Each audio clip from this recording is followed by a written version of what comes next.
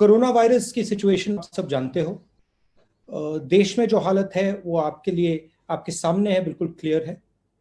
कुछ दिन पहले सरकार ने स्टेप्स लिए और मैं इन स्टेप्स के बारे में थोड़ा सा कहना चाहता हूं।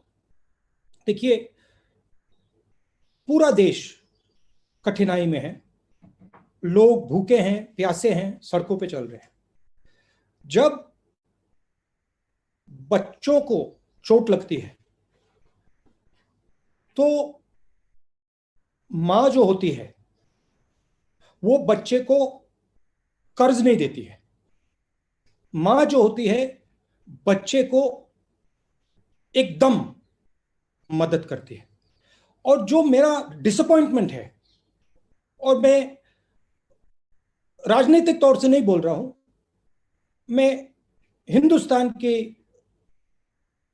हिंदुस्तान के साइड से बोल रहा हूं, जो पैकेज होना चाहिए वो कर्ज का पैकेज नहीं होना चाहिए।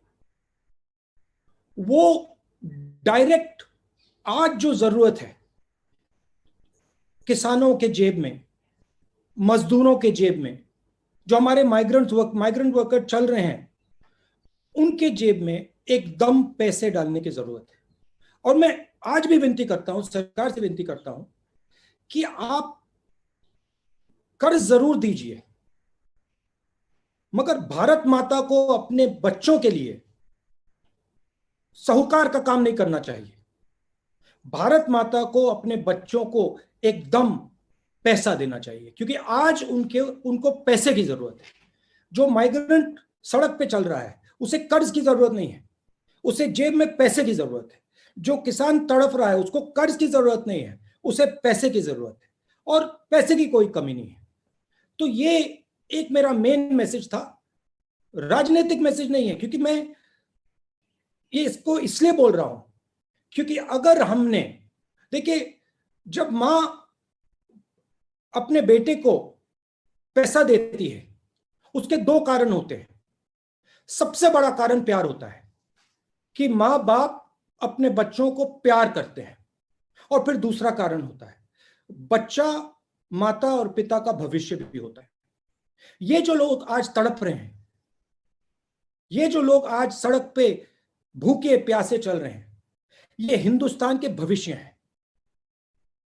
और ये हमारे भाई हैं, ये हमारी बहनें हैं, ये हमारे माता पिता हैं।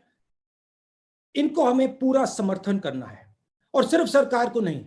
मैं आपको, रिपोर्टर्स को धन्यवाद करना चाहता हूं कि आप खड़े हुए और आपने जो हिंदुस्तान में हो रहा है, जो सड़कों पे हो रहा है, हाईवेज पे हो रहा है, वो आपने पूरे देश को दिखाया।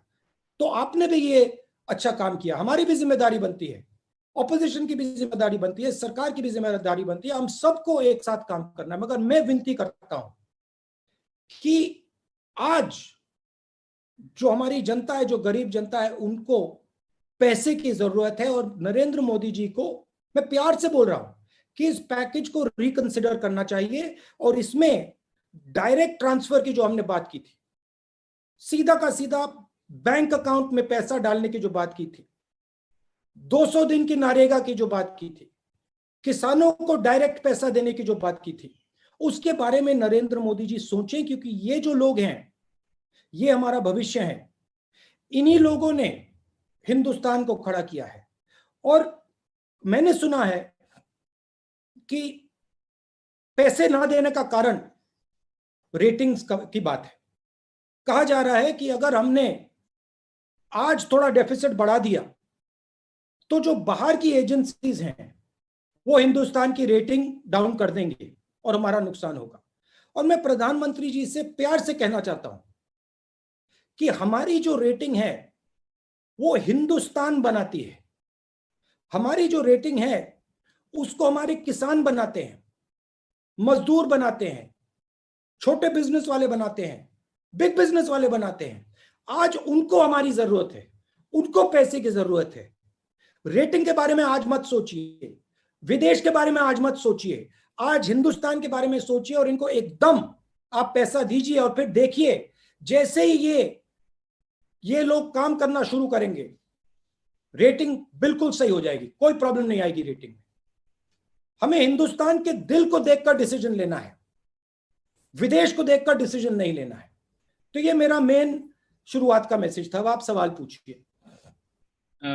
Thank you sir. मैं सबसे पहले उत्तर प्रदेश से अच्छा, दो चीजें मैं कहना चाहता हूँ, और थोड़ा मैं शायद अंग्रेजी में भी बोल दूं, कुछ जो मेरे साउथ के जो मित्र हैं उनको भी थोड़ा वो भी इसको Yes, sir. कर सकें। Randeep, it's okay, should I speak in English? Absolutely, sir. For our friends from South India, there was a demand, sir. So, India is in a crisis, and everybody is in a crisis. Small businesses are in a crisis. They are future employment. Farmers are in a crisis. Laborers are in crisis. And our people, it is heartbreaking to see our people, millions of our people, walking on the highways with no food, no water. I don't want to make a political statement, but I have a serious reservation about the nature of the package that the government has given. And I would like the government to reconsider. It is good that they have taken this step. It's not a bad step. But the most important thing right now is that we put money directly into the hands of our poor people. When a child has an accident or gets hurt, the mother or the father do not give him a bank loan. They do not give him credit. A mother is ready to give whatever food she has to her son or her daughter. And that is the spirit that the government of India should employ. The government of India should not worry about what the foreigners are going to say, what the agencies are going to say. The government of India should have faith in our small and medium businesses, should have faith in our people, in our farmers, faith in the people who are walking on the streets, and immediately give them money in their pocket without a single thought. And there is a reason for this. Because if we do not support our small businesses now, if we do not support our farmers now, if we do not support our migrants now, our economy will not start. And if our economy does not start, the question of ratings does not arise. So I would like to ask the government, and with all respect, I would like to ask the Prime Minister to think about putting money directly into the bank accounts of our people. In the Congress party, we had an idea called Nyay. Do Nyay temporarily.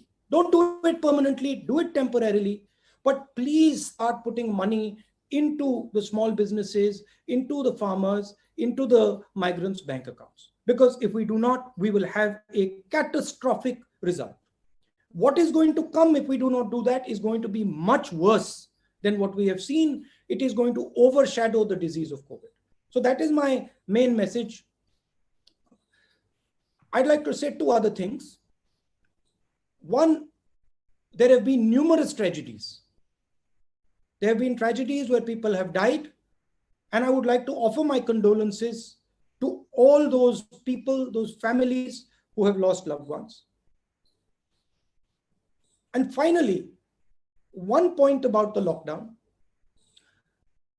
The lockdown is not a simple thing. We have to, when we open the lockdown, we will have to open the lockdown and we will have to make a transition. It is very important that we open the lockdown intelligently and carefully without sacrificing the vulnerable people. We cannot sacrifice our old people. We cannot sacrifice our people who have diabetes, heart disease, hypertension, kidney disease. We have to protect them. And it is the primary duty for everybody to do that. Hindi में भी ये आखिरी बात बोल देता हूं, जहां तक लॉकडाउन का सवाल है, लॉकडाउन एक ऑन ऑफ स्विच नहीं है. लॉकडाउन को समझदारी और होशियारी से हमें लिफ्ट करना है. ध्यान से लिफ्ट करना है। ये एक इवेंट नहीं है, ये एक प्रोसेस है और इसको हमें ध्यान से, होशियारी से और समझदारी से लिफ्ट करना है। और सबसे जरूरी बात, जो हमारे वनरेबल लोग हैं, जो बुजुर्ग लोग हैं, जो हार्ट पेशेंट्स हैं, जो लंग डिजीज के पेशेंट्स हैं, जो हाइपरटेंशन के पेशेंट्स हैं, जो किडनी डिजीज के पेशेंट्स हैं, उनकी रक्षा हमें कर कर ये लॉकडाउन हटाना है।